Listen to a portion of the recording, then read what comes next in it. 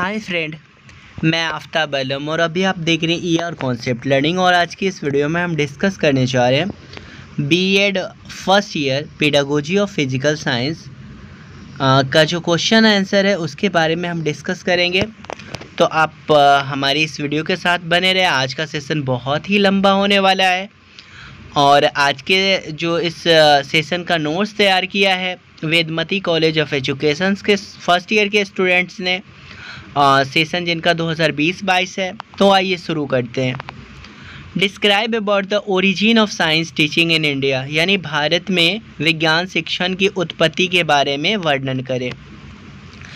तो भारत में विज्ञान शिक्षण की उत्पत्ति के बारे में अगर हम बात करें तो सबसे पहले ये जान लेते हैं कि मानव जो है वो स्वभाव से ही जिज्ञासु होते हैं तथा वो अपने आसपास की चीज़ों के बारे में या जो भी घटनाएं होती हैं उनका कारण जानने की वह चेष्टा करता रहता है। जैसे कि तारे क्यों टिमटिमाते हैं, सूरज रात में क्यों नहीं दिखाई देते हैं। ऐसे बहुत सारे प्रश्न हैं जिनका उचित उत्तर प्राप्त करने हेतु ही वह जिन कार्यों को करता है उसे हम विज्ञान कहते हैं।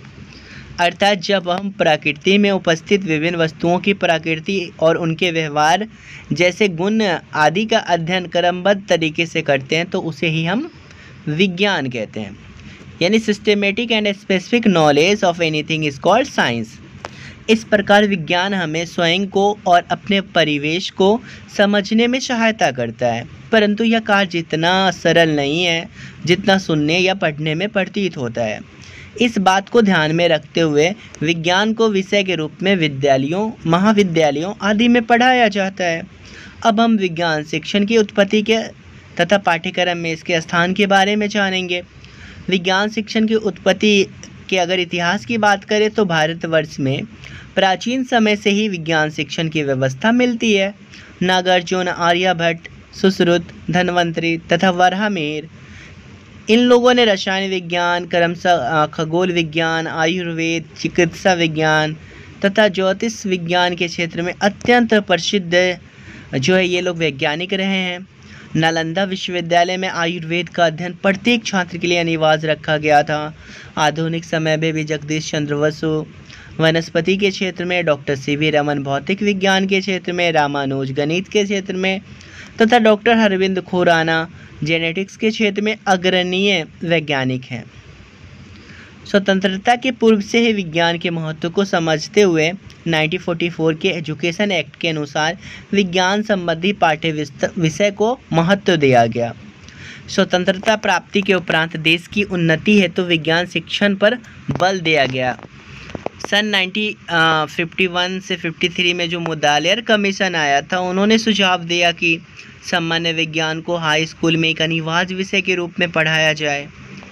सन 1956 में तारा देवी में the all India seminar on the teaching of science in secondary school का आयोजन किया गया।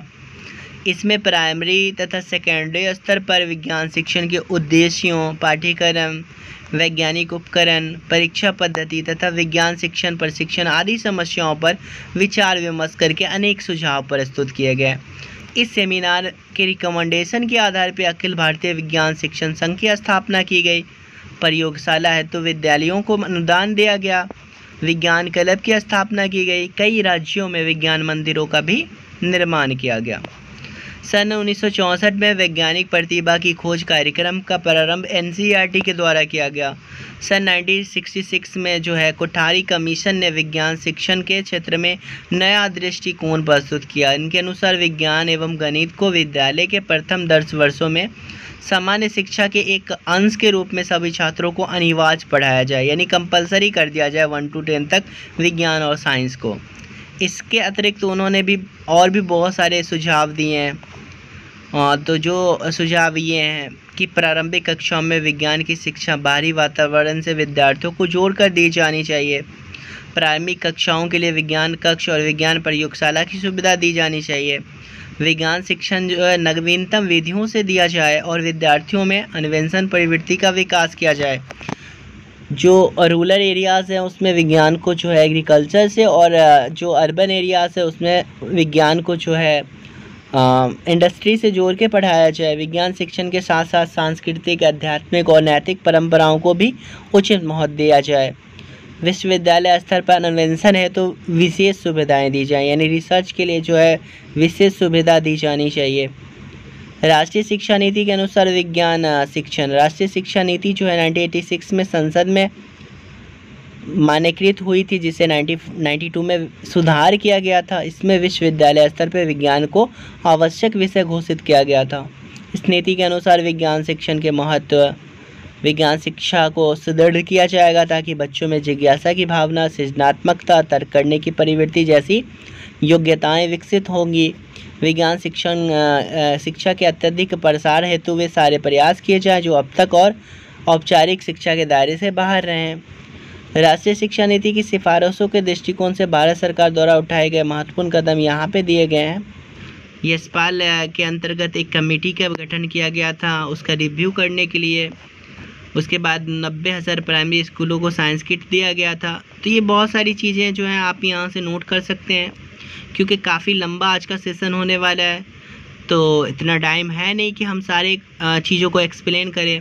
NCERT द्वारा विज्ञान शिक्षण के क्षेत्र में जो काम किया गया है वो दिया गया है कि किस तरह से NCERT ने राज्यों को पुस्तकें इंग्लिश एवं क्षेत्रीय भाषा में रूपरेखा सहित भेजा था। इसने विशिष्टीकरण के साथ उपकरणों की एक सूची तैयार की थी। ये सारी बातें बताई गई हैं। राष्ट्रीय पाठ्यचर्या की रूपरेखा 2005 में विज्ञान शिक्षण के बारे में कहा गया है कि विज्ञान शिक्षण बाल केंद्रित होना चाहिए। विज्ञान पढ़ाने की भाषा, विषय वस्तु एवं प्रक्रिया बच्चों की आयु और स्तर के अनुकूल होनी चाहिए। प्रयोगों, प्रदर्शनों, रचनात्मकता इत्यादियों से शिक्षण जुड़ा होना चाहिए जिससे बच्चों की समझ विकसित हो।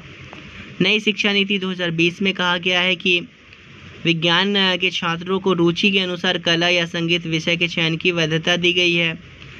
मूल्य आधारित शिक्षा को बढ़ावा देने और वैज्ञानिक स्वभाव को विकसित करने पर ध्यान केंद्रित किया गया है। इस प्रकार हम विज्ञान शिक्षण की उत्पत्ति के बारे में यह कह सकते हैं कि भारत में यह बहुत ही पौराणिक है और सदियों से लोग आयुर्वेद, चिकित्सा, ज्योतिष आदि विषयों के रूप में विज्ञान शिक्षण को महत्व देते आ रहे हैं और इसका दिन प्रतिदिन विस्तार होता जा रहा है। नेक्स्ट जो है कोमल सीरी ने ये नोट्स बनाया है कि discuss the major objectives of science teaching. Science teaching का जो मेजर ऑब्जेक्टिव्स क्या है, तो इसमें सबसे पहले बताया गया कि विज्ञान शब्द दो शब्दों से मिलकर बना है। वी प्लस ज्ञान, वी से तात्पर्य होता है विशेष तथा ज्ञान से तात्पर्य होता है जाना, यानी विशेष चीज़ के बारे में जानने को ही विज्ञान कहा गया है।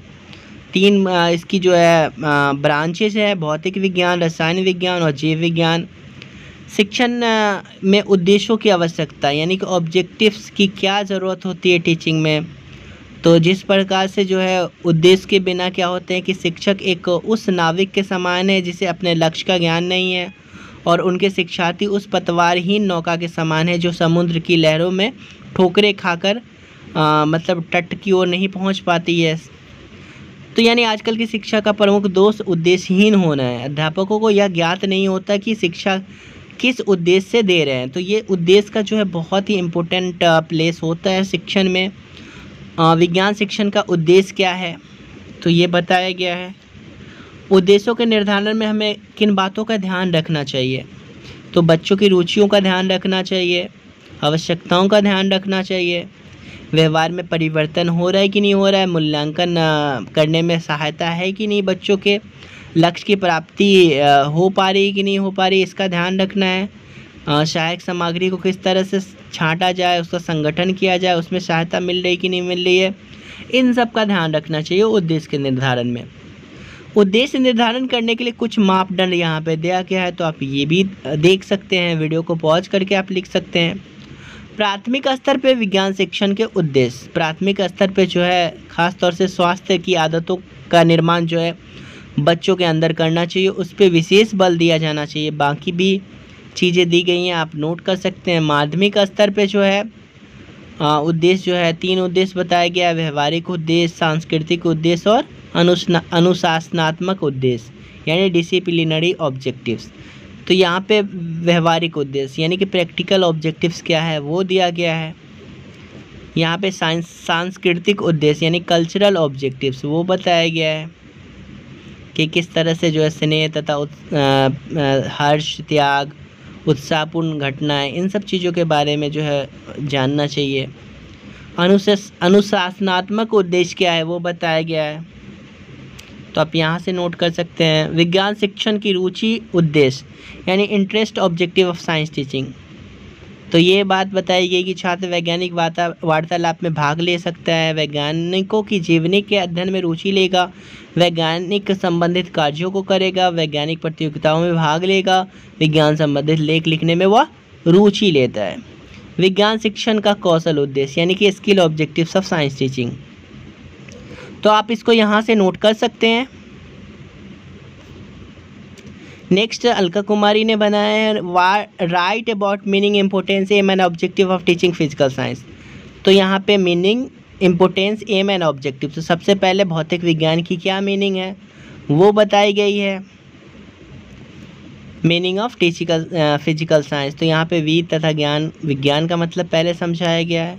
फिर आगे जो है विज्ञान की डेफिनेशन बताई गई है। विज्ञान वैज्ञानिक अभिवृत्तियों के विकास की प्रक्रिया एक, इसके कई गुण होते हैं, विज्ञान के गुण क्या होते हैं ये बताया गया है। वैज्ञानिक के गुण बताए गए हैं, वैज्ञानिक जो है खुले मस्तिष्क वाले लोग होते हैं, वैज्ञानिक शंकालु होते हैं, वैज्ञानिक स्वार्थ रहित कार्य करते हैं, वैज्ञानिक अंधविश्वास एवं भाग्य पे भरोसा नहीं करते हैं, वैज्ञानिक व्यवस्थित एवं यथार्थ पे विश्वास करते हैं, तो ये चीज़ें बताई गई हैं। यहाँ पे importance of teaching physical science, वैज्ञानिक भौतिक विज्ञान शिक्षण का क्या महत्व है, क्यों ज़रूरी है वो हमारे लिए पढ़ना, तो वो बातें बताई गई हैं कि किस तरह से जो है भौतिक विज्ञान जो है हमारे कामों को आसान कर रहा है, हमें दिन प्रतिदिन जो है मतलब कि हमारे अंदर बौद्धिक मूल्य, सांस्कृतिक मूल्य, सौंदर्यात्मक मूल्य, मनोवैज्ञानिक मूल्य और सामाजिक मूल्य तथा नैतिक मूल्य का विकास कर रहा है। Aim and objective of teaching physical science, तो यहाँ पे एम दिया गया है, जो एम का क्या होता है बहुत ही व्यापक होता है, उद्देश्य जो होता है वो स्पेसिफिक होता है, लिमिटेड टाइम में पूरा किया जाता है। दोनों के बीच डिफरेंस दिया गया है कि what is the difference between aim and objective, तो वो भी आप यहाँ से नोट कर सकते हैं कि एम और ऑब्जेक्टिव्स के बीच क्या डिफरेंस है।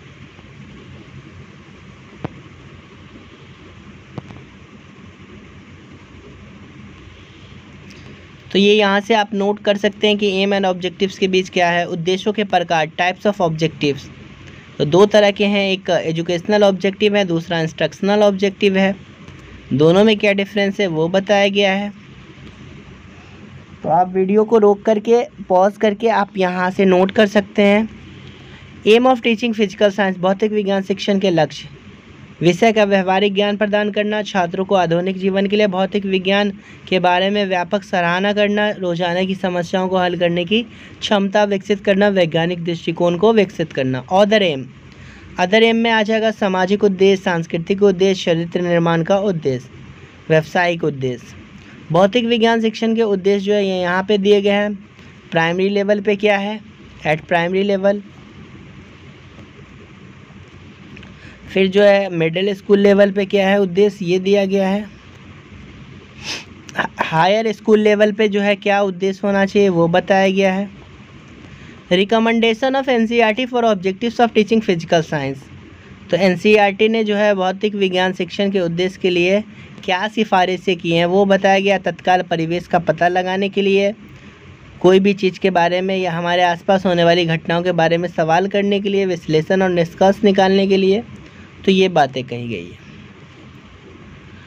नेक्स्ट क्वेश्चन है कि as a science teacher how will you develop scientific attitude among learners, discuss, तो एक विज्ञान शिक्षक के तौर पे आप बच्चों में साइंटिफिक एटीट्यूड का विकास किस तरह से करेंगे, तो ये बातें कही गई हैं कि साइंटिफिक एटीट्यूड जो है बच्चों में डेवलप करने के लिए टीचर खुद जो है उनके अंदर पहले साइंटिफिक एटीट्यूड होगा, क्योंकि जो है स्टूडेंट जो है वो टीचर को अनुकरण करते हैं, तो अगर टीचर के अंदर साइंटिफिक एटीट्यूड नहीं होगा तो वो स्टूडेंट के अंदर नहीं होगा।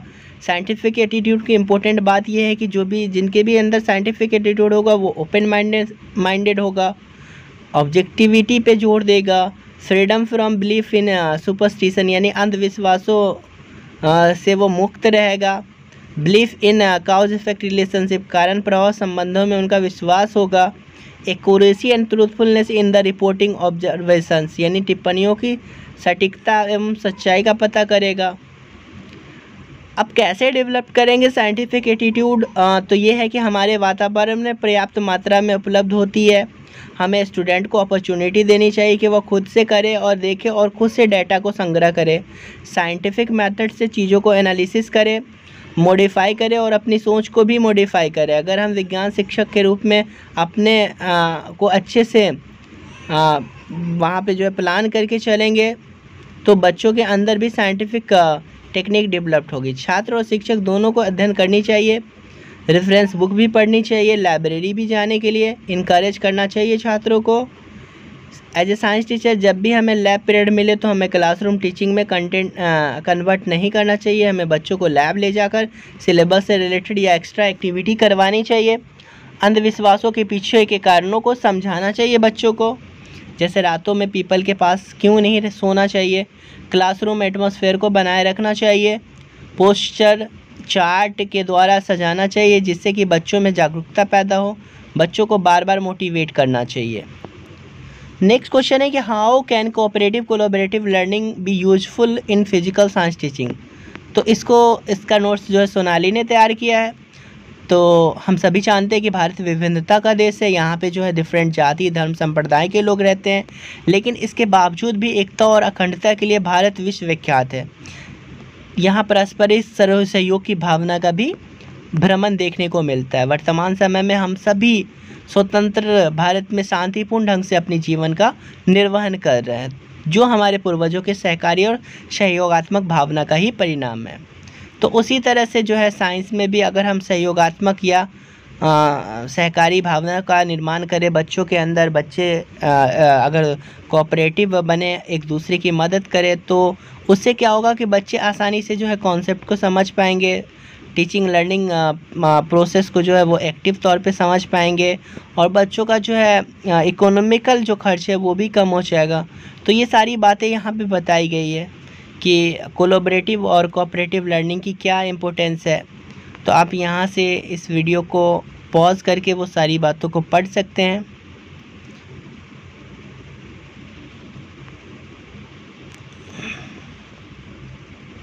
ये सारी बातें बताई गई कि कोऑपरेटिव और कोलैबोरेटिव लर्निंग का जो है विज्ञान शिक्षण में जो है क्या इम्पोर्टेंस है। तो आप यहाँ से जो है पॉज करके इस नोट्स को लिख सकते हैं। नेक्स्ट जो क्वेश्चन है कि what are the different method of teaching physical science, explain या डिस्क्राइब एनी वन मेथड। यानी बहुत सारे मेथड कौन से फिजिकल साइंस के और किसी एक मेथड को एक्सप्लेन करें। तो यहाँ पे बहुत सारा मेथड दिया गया है। प्रयोग विधि है, डेमोन्स्ट्रेशन मेथड है, लेक्चर मेथड है, इंडक्टिव डिडक्टिव मेथड है, और प्रोजेक्ट मेथड है, क्वेश्चन आंसर मेथड है। तो ये सारी बातें बताई गई हैं। प्रयोग विधि के बारे में बताया गया है कि प्रयोग विधि क्या होता है, प्रयोग कैसे करना चाहिए या प्रदर्शन कैसे करना चाहिए वो बताया गया है। अध्यापक द्वारा पाठ की तैयारी, पाठ की प्रस्तावना, अध्यापक छात्र की क्रिया और प्रयोग का विवरण, ये चीज़ें होनी चाहिए जब हम प्रदर्शन कर रहे हों। श्यामपट्ट कार्य जो है वो बताया गया है। कार्य निरीक्षण तथा सार संक्षेप को श्यामपट्ट पे लिखना चाहिए। प्रदर्शन विधि के गुण लिख सकते हैं आप यहाँ से। मानसिक विकास में ये मददगार होता है, स्पष्ट तथा स्थानीय ज्ञान कराता है, सक्रिय वातावरण प्रोवाइड कराता है, बच्चों को रोचक बनाने में मददगार होता है। प्रयोग तथा प्रदर्शन विधि की सीमाएं क्या हैं, तो ये यहाँ से आप नोट कर सकते हैं कि इसकी सीमाएं क्या है। नेक्स्ट क्वेश्चन है explain the major highlight in BCF 2008 with regard to physical science curriculum. तो BCF 2008 जो है उसके बारे में बातें की गई हैं कि वर्तमान स्थिति में जो है अनुसूचित जाति जनजाति के बच्चों की शिक्षा के साथ साथ अनुपेक्षित और वंचित तथा अल्पसंख्यक समुदाय के बच्चों के शैक्षणिक कार्यक्रमों का आयोजन सर्व शिक्षा अभियान के अंतर्गत किया जा रहा है तथा इसके लाभ कुछ गिने चुने लोगों को मिल पाते हैं। इन्हीं सारी व्यवस्थाओं के बावजूद भी शिक्षा न रहकर सिर्फ आजीविका का एक साधन बना हुआ है। हम देख रहे हैं कि वर्तमान परिस्थिति में जो है शिक्षा व्यवस्था जो है सरकार का जो है उस पर जो है पूर्ण सामर्थ्य और शिक्षा का केंद्रीकरण किया गया है, लेकिन सरकारी, गैर सरकारी, सामाजिक तथा धार्मिक शैक्षिक संस्थानों के सामाजिक रूप से चलने से शिक्षा का विकेंद्रीकरण भी दृष्टिगत होता प्रतीत नहीं हो रहा है। एनसीएफ तो बनाया गया था, national curriculum framework 2005, but Bihar की जो एक अपनी अलग समस्या है, यहाँ जो डिफरेंट तरह के बोली बोलने वाले लोग हैं, बाढ़ की समस्याएं हैं, यहाँ पे अनुसूचित जातियों के लोग ज़्यादा रह रहे हैं, अल्पसंख्यकों की तादाद ज़्यादा है, यहाँ पे निरक्षर लोगों की तादाद ज़्यादा है, पॉपुलेशन ज़्यादा है। तो इन सब सिचुएशंस को देखते हुए जो है बीसीएफ बिहार करिकुलम फ्रेमवर्क 2008 का निर्माण किया गया था। तो वो सारी बातें जो है यहाँ पे बताई गई हैं। बीसीएफ 2008 के बारे में आप यहाँ से नोट कर सकते हैं। बीसीएफ 2008 के क्या क्या सिद्धांत है ये बताया गया है कि स्कूल से बाहर प्राकृतिक समाज और जीवन से संबंधित शिक्षा होनी चाहिए। एक रचनात्मक और महत्वपूर्ण दृष्टिकोण को बढ़ावा देने के लिए पाठ्यपुस्तक तथा शिक्षण अधिगम रणनीति को नया स्वरूप देना चाहिए। तो ये सारी बातें बताई गई हैं। फिजिकल साइंस टीचिंग के बारे में कहा गया है कि विज्ञान की भाषा, प्रक्रिया एवं विषय वस्तु विद्यार्थी की उम्र और उनकी ज्ञान की सीमा के अनुकूल होनी चाहिए। विज्ञान शिक्षा विद्यार्थियों को उन तरीकों एवं प्रक्रियाओं का बोध कराने में सक्षम होना चाहिए जो उनकी रचनात्मकता और जिज्ञासा को संपोषित करनी चाहिए। तो ये बातें बताइए। लेसन प्लान बनाना है और उसके बारे में जो है एक को क्वेश्चन दिया रहेगा कि वे अपने जो है सब्जेक्ट से कोई एक लेसन प्लान तैयार करें। तो यहाँ पे एक लेसन प्लान दिया गया है। यहाँ पे सामान्य उद्देश्य होगा, फिर विशिष्ट उद्देश्य होगा, फिर सहायक सामग्री आप क्या यूज कर रहे हैं वो दिया गया होगा। पूर्व ज्ञान जो है मतलब जो टॉपिक आप पढ़ा रहे हैं उससे रिलेटेड पूर्व ज्ञान क्या है बच्चों में, इंट्रोडक्टरी क्वेश्चन आपको करना होगा। फिर जो है आप उद्देश्य कथन लिखेंगे। फिर यहाँ पे प्रस्तुतिकरण होगा जिसमें जो है हम जो है अध्यापक का कथन होगा, फिर छात्र का कथन होगा, उसमें फिर बोधात्मक प्रश्न होंगे, फिर जो है श्यामपट्ट का कार्य होगा, फिर निरीक्षण का कार्य होता है, फिर जो है पुनरावृत्ति प्रश्न होता है यानी कि रिकैप्चुलेशन क्वेश्चन होता है, और फिर गृह कार्य दिया जाता है। तो ये एक तरीके से लेसन प्लान आप यहाँ से बना सकते हैं। अगला जो क्वेश्चन है, write about the approaches of physical science teaching, inductive, deductive and constructivism. तो यहाँ पे आगमन विधि जो है वो दिया गया है कि आगमन विधि में हमेशा जो है बच्चा जो है हमेशा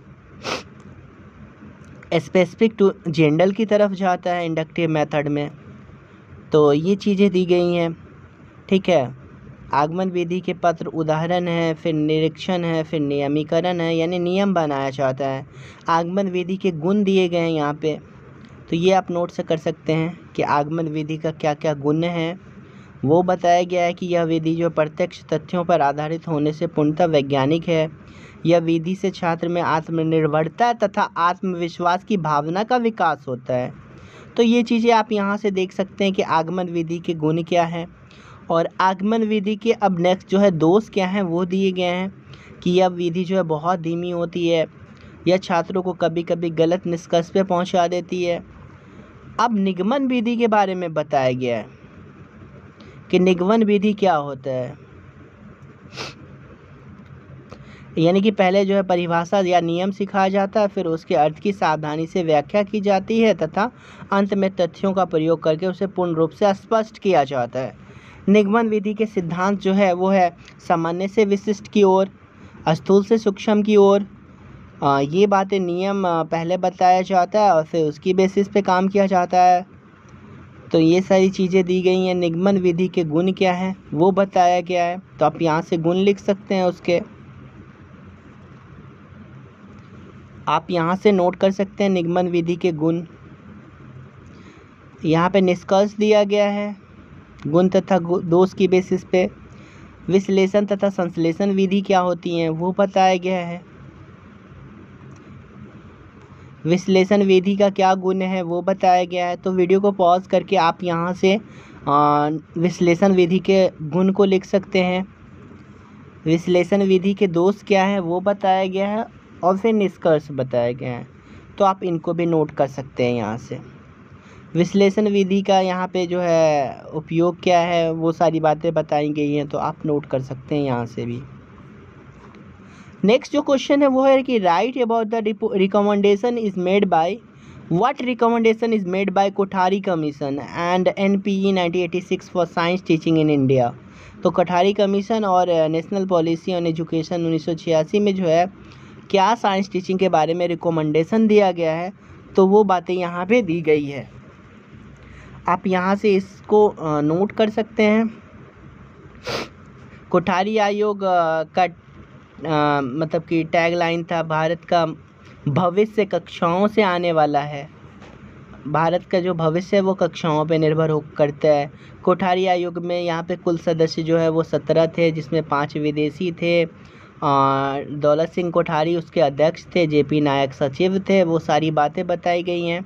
कोठारी आयोग का उद्घाटन समारोह 2 अक्टूबर 1964 को दिल्ली के विज्ञान भवन में संपन्न हुआ था।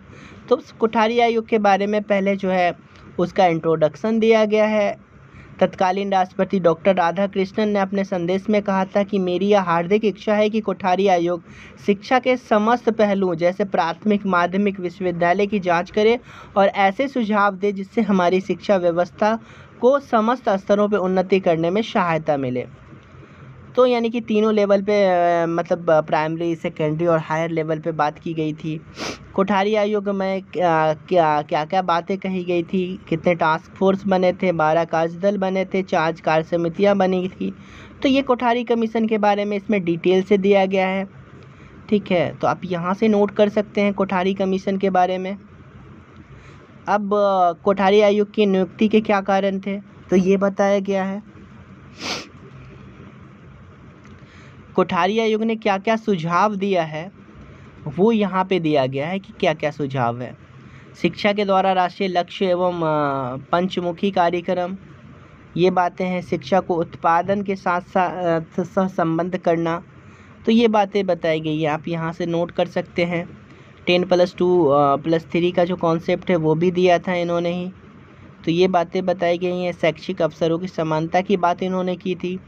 पर शिक्षा के प्रत्येक स्तर पर बालक तथा बालिकाओं की शिक्षा में पर्याप्त असमानता पाई जाती है, जिसको दूर करने की ज़रूरत है, ये बातें कही गई थी।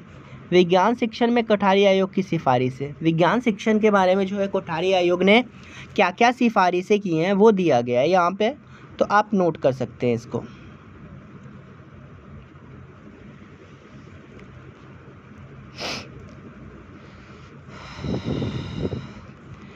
राष्ट्रीय शिक्षा नीति 1986, नेशनल एजुकेशन पॉलिसी 1986। तो राष्ट्रीय शिक्षा नीति का मूल मंत्र था एक निश्चित स्तर तक प्रत्येक विद्यार्थियों को बिना किसी धर्म, लिंग, स्थान, जाति के भेदभाव के एक गुणवत्तापूर्ण शिक्षा दी जाए। विज्ञान शिक्षा में NPE 1986 की आवश्यकता के कारण, क्या कारण थे उसके, ये दिए गए हैं। NPE 1986 की विशेषता क्या है, आप यहाँ से नोट कर सकते हैं इसको।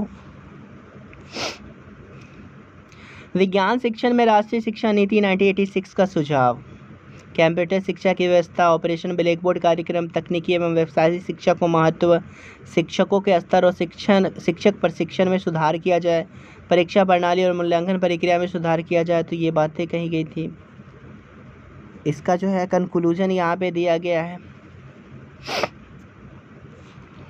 नेक्स्ट क्वेश्चन है right the steps in making lesson plan in physical science and also the characteristic of lesson plan, यानी कि लेसन प्लान बनाने में कौन कौन सा स्टेप्स फॉलो किया जाता है और लेसन प्लान की कैरेक्टरिस्टिक क्या है फिजिकल साइंस में, वो बताना है। तो ये पाठ्य योजना के बारे में बताया गया कि अध्यापक के लिए क्यों ज़रूरत होती है पाठ्य योजना की और क्यों इसकी आवश्यकता पड़ती है, पाठ्य योजना की आवश्यकता क्या है, एक शिक्षक के लिए पाठ्य योजना का निर्माण करना कितना आवश्यक होता है। ये बताया गया कि जिस तरह से एक इंजीनियर को एक मकान का निर्माण करने के लिए मानचित्र या ब्लूप्रिंट की आवश्यकता होती है, जैसे इंजीनियर बिना मानचित्र के एक अच्छा मकान का निर्माण नहीं कर सकता, ठीक उसी प्रकार एक शिक्षक बिना पाठ्य योजना के पाठ को अच्छे ढंग से नहीं पढ़ा सकता है। तो ये बातें कही गई हैं।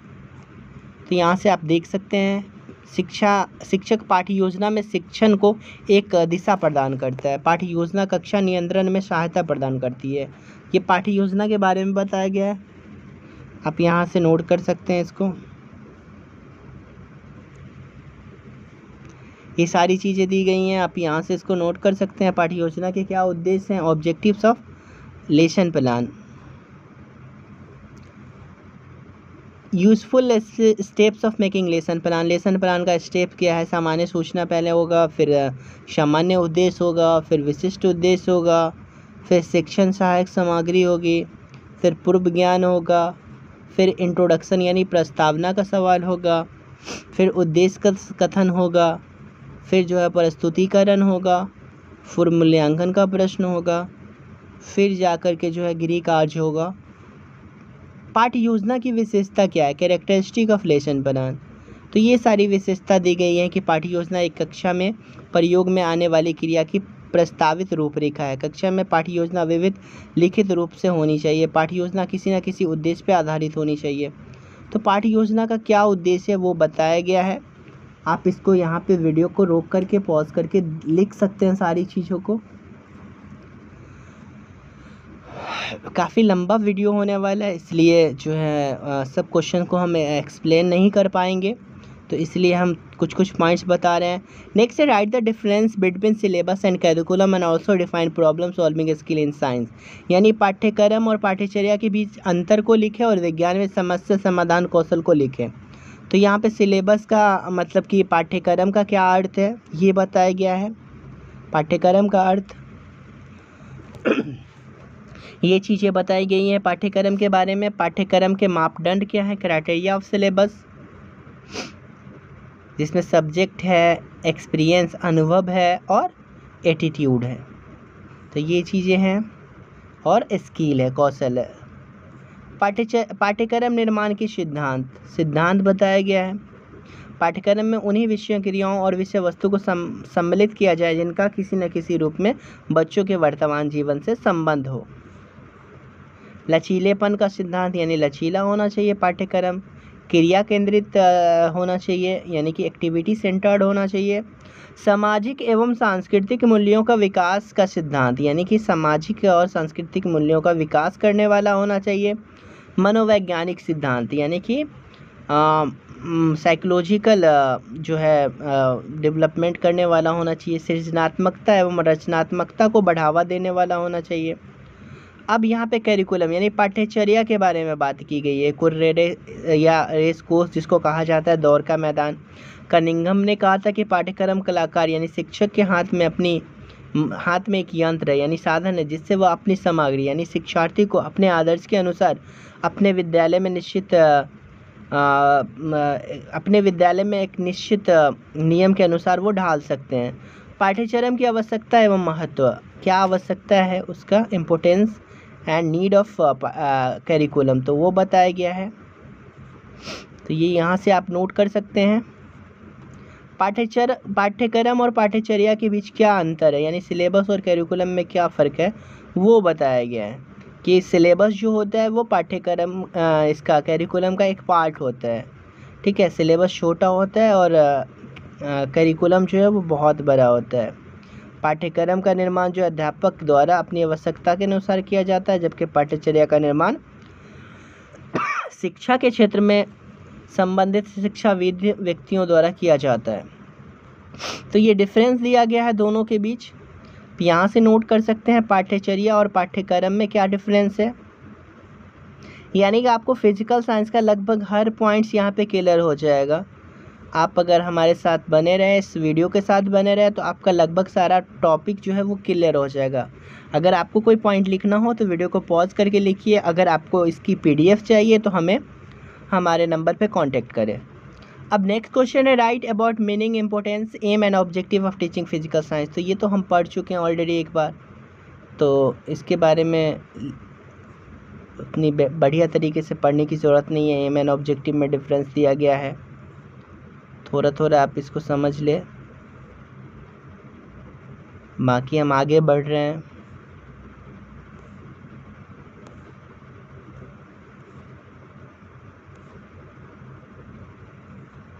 इम्पोर्टेंस क्या है ये बताया गया है कि इम्पोर्टेंस क्या है फिजिकल साइंस का। अब हम नेक्स्ट क्वेश्चन की तरफ बढ़ते हैं, जिसको गौरी शंकर यादव ने लिखा है। रोल नंबर इसका 153 है। Vedmati college of education Basaitha में, ये मधुबनी में के स्टूडेंट है, फर्स्ट ईयर के। 2020-22 सेशन इनका है। Write about the year plan, unit plan and lesson plan, यानी कि इकाई योजना, वर्ष योजना और पाठ्य योजना के बारे में लिखना है। तो ये बातें बताई गई कि वार्षिक पाठ्य योजना क्या होती है, इकाई योजना क्या होती है। तो आप यहाँ से इसको वीडियो को पॉज करके लिख सकते हैं।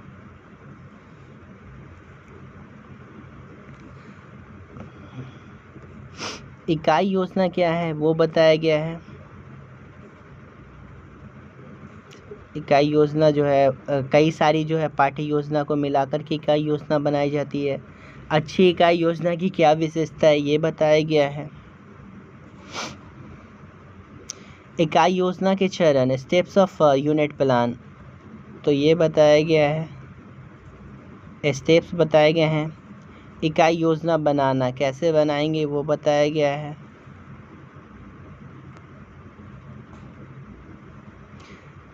इसमें जो है टॉपिक्स दिया गया है, number of lesson required, time period, scope of मतलब विषय वस्तु दिया गया है, मेथड ऑफ टीचिंग और टीचिंग मतलब एड्स के बारे में बताना है, ये सब पॉइंट बताना है। इकाई योजना के कारण क्या हैं वो दिया गया है, यहाँ से नोट कर सकते हैं। इकाई योजना के प्रकार एवं महत्व व गुण, तो वो बताया गया है, यहाँ से इसको नोट कर सकते हैं। लेसन प्लान क्या होता है वो बताया गया है। पाठ्य योजना में शिक्षक अपनी विशेष सामग्री और छात्रों के बारे में कुछ भी जानता है तो उन बातों का प्रयोग सुव्यवस्थित ढंग से करता है। पाठ्य योजना तैयार करने के चरण जो है वो बताए गए हैं। पाठ्य योजना की आवश्यकता। नेक्स्ट जो है प्रिया कुमारी ने जो तैयार किया है, रोल नंबर इसका 167 है। Right short notes on collaborative learning and remedial teaching. Remedial teaching यानी कि एक तरीके से उपचारात्मक शिक्षण और सहयोगी शिक्षण के बारे में जो है संक्षिप्त टिप्पणी लिखनी है। तो ये यहाँ पे दिया गया है दोनों के बारे में। निदानात्मक एवं उपचारात्मक शिक्षा क्या है वो बताया गया है। शिक्षा शब्दकोश के अनुसार उपचारात्मक शिक्षा के बारे में बताया गया। मंदबुद्धि वर्ग के बच्चों, छात्रों के लिए उपचारात्मक शिक्षा। तो ये चीज़ें आप यहाँ से नोट कर सकते हैं। अगर किसी को नोट्स चाहिए तो वो हमारे नंबर पे कांटेक्ट करेंगे। उपचारात्मक शिक्षण का महत्व क्या है, विशेष उपचारात्मक शिक्षण क्या होता है वो बताया गया है। समालोचना, सुझाव। नेक्स्ट जो है सुशांत कुमार ने बनाया है, इन्होंने बनाया है कि describe the process for developing democracy and equity through science teaching, यानी विज्ञान शिक्षण के माध्यम से लोकतंत्र और समानता के विकास की प्रक्रिया, तो वो बताया गया है। विज्ञान शिक्षण का क्या उद्देश्य है, लोकतंत्र का अर्थ क्या होता है, समानता का अर्थ क्या होता है, नागरिकों को संविधान से प्राप्त मूल अधिकार क्या क्या हैं, शिक्षा से संबंधित धाराएं क्या क्या हैं संविधान के अंदर। धारा 21A है जो मतलब 6 से 14 साल के बच्चों को फ्री और कंपलसरी एजुकेशन देना है, तो वो बातें बताई गई हैं। लोकतंत्र और शिक्षा के बीच क्या रिलेशन है वो बताया गया है। नेक्स्ट जो है मतलब लोकतंत्र में शिक्षा का क्या उद्देश्य है वो बताया गया है। और लास्ट में right about the exposition and guided discovery method in teaching physical science, तो ये बताया गया है कि एक्सपोजिशन मेथड और गाइडेड डिस्कवरी मेथड क्या होता है, उसका इंट्रोडक्शन दिया गया है। फिजिकल साइंस क्या होता है, फिजिकल साइंस के बारे में बताया गया है। पहले ब्रांच ऑफ साइंस है, it is study about the matter and energy, it does not include study of the living things like biology. Astronomy science, physics, chemistry and the earth science is the considered as 4 main branch of physical science. Physical science के 4 main branch हैं। Specific definition दिया गया है physical science का। ये सारी चीज़ें 4 part है, एस्ट्रोनॉमी, फिजिक्स, केमिस्ट्री है बहुत सारा मेथड होता है टीचिंग का फिजिकल साइंस में, जिसमें एक्सपोजिशन मेथड है, guided discovery method, lecture method, demonstration method, historical method, heuristic method, problem solving, project method. तो ये सारा डिफरेंट इसके फोल्डिंग मेथड, ये सारा मेथड दिया गया। एक्सपोजिशन मेथड क्या है कि एक तरीके से टीचर सेंटर्ड मेथड होता है, जिसमें क्या होता है कि टीचर जो है वो एक्सपोज करते हैं किसी टॉपिक को। टीचर जो है कम्युनिकेट मैक्सिमम इन्फॉर्मेशन को करते हैं और स्टूडेंट जो है मिनिमम मतलब कि टाइम में जो है वो सारी बातों को जो है सीखते हैं। एक तरीके से एक्सपोजिशन मेथड जो है जिसमें बहुत लेक्चर भी टीचर करते हैं और साथ साथ किसी चीज़ को दिखा भी सकते हैं, एक्सपोज करते हैं, वो किसी चीज़ को बताते हैं, वो जिस तरह से बताएं तो ये सारी चीज़ें एक टीचर सेंटर्ड मेथड होता है। इसमें टीचर जो है मतलब कि टेल एंड डू मेथड भी कह सकते हैं। ठीक है, ये टोटली क्या है, टीचर सेंटर्ड अप्रोच है। ठीक है, तो इसमें ये सारी चीज़ें की जाती हैं। स्टूडेंट जो है पैसिव होते हैं और टीचर जो है एक्टिव रोल प्ले करते हैं। एडवांटेज क्या है एक्सपोजिशन मेथड का, ये दिया गया है यहाँ पे। इफ़ेक्टिव फॉर नॉलेज, लिमिटेशन दिया गया है एक्सपोजिशन मेथड का। ये रोट लर्निंग को बढ़ावा देता है। Students are passive at a large extent. तो ये बातें कही गई हैं। गाइडेड डिस्कवरी मेथड क्या होता है ये बताया गया है। 3 तरह का होता है, open discovery method, guided discovery method और डिडक्टिव डिस्कवरी मेथड। तो गाइडेड डिस्कवरी मेथड क्या होता है उस पर मेन फोकस किया गया है, यहाँ पे बताया गया है सारी चीज़ों को। Advantage of guided discovery method, उसके क्या एडवांटेज है आप यहाँ से नोट कर सकते हैं। एक तरीके से इंटरेस्टेड मेथड होता है। इसका लिमिटेशन दिया गया है कि लिमिटेशन क्या है, और लास्ट में जो है ये नोट्स दिया गया है। और difference between exposition and guided discovery, दोनों के बीच का फ़र्क दिया गया है कि एक्सपोजिशन मेथड लेस इफेक्टिव होता है जबकि ये मोर इफेक्टिव है। ये टीचर सेंटर्ड होता है एक्सपोजिशन, जबकि ये स्टूडेंट सेंटर्ड या लर्नर सेंटर्ड होता है। पैसिव अप्रोच फॉर स्टूडेंट, यहाँ जो है एक्टिव अप्रोच होता है। तो ये डिफरेंस दोनों में दिया गया है एक्सपोजिशन और गाइडेड डिस्कवरी मेथड में। तो बहुत बहुत शुक्रिया आप लोगों का हमारे वीडियो को लास्ट तक देखने के लिए। हमारे चैनल को आप लाइक और सब्सक्राइब करें।